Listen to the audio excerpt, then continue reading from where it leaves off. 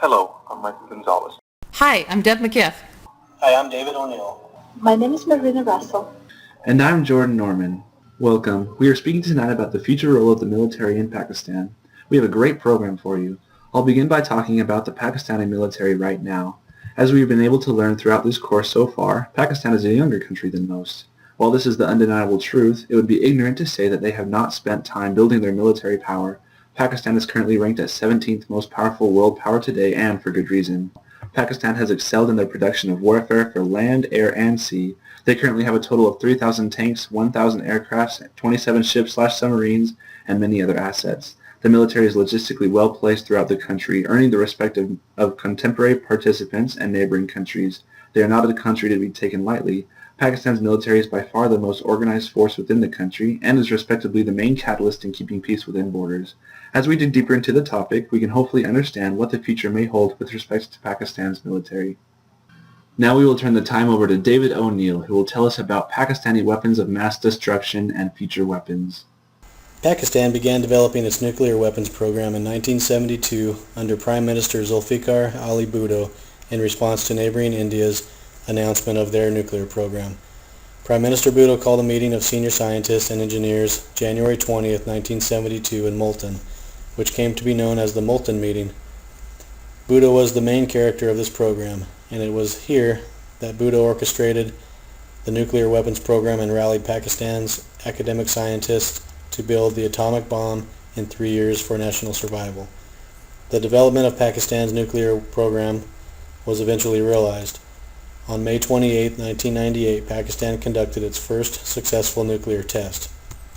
Pakistan has the fastest growing nuclear weapons program in the world and could have enough fissile material to produce more than 200 nuclear devices by 2020. Pakistan is developing or has developed 11 new delivery systems for its nuclear warheads. Pakistan has not made it clear as to what conditions would cause them to use their nuclear warheads. Pakistani officials claim that nuclear weapons program is to mainly deter India from threatening its territorial integrity or the ability of its military to defend its territory. Thanks, David, for that great report. We will now hear from Deb McGiff, who will tell us about the Pakistani military and tribal relationships. Thanks, Jordan. The military is attempting to battle the Taliban and wipe it from the Pakistani borders. This is extremely difficult to do because of the terrain and some of the tribes. The military has a difficult time knowing who their real enemy is, so when they go through an area, most tribes are displaced into camps. One tribe asked for their camp to be placed in a green grassy area. Instead, the army put up tents in a gray rocky area.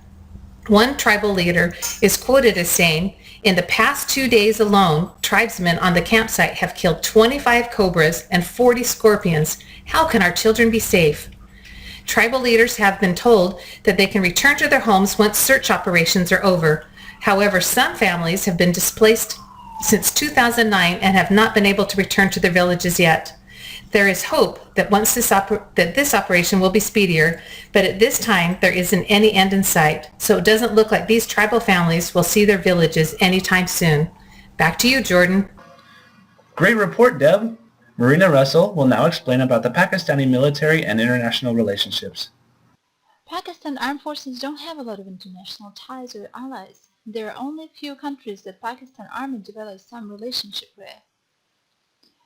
Among those countries are countries of Middle East, such as Saudi Arabia, Iran, Turkey, and some other Islamic countries. These relationships were initiated mainly because of the proximity of these countries from each other and shared religious values. Mainly the relationships were characterized as money troops exchange. Another country that Pakistani Army has relationship with is China. Pakistan and China have relationships that benefit both countries. Pakistan played an important role in supplying weapons and ammunition during the conflict in Sri Lanka, and China provided the same support earlier during the political instability in Pakistan. Finally, Pakistan Army has relationship with the United States. The United States of America has provided extensive amounts of money and ammunition to Pakistan during both wars in Afghanistan, Soviet War in Afghanistan, and 2001 American invasion of Afghanistan. Thanks for that insightful report. Our final report will be by Michael Gonzalez, who will tell us about the future of the Pakistani military.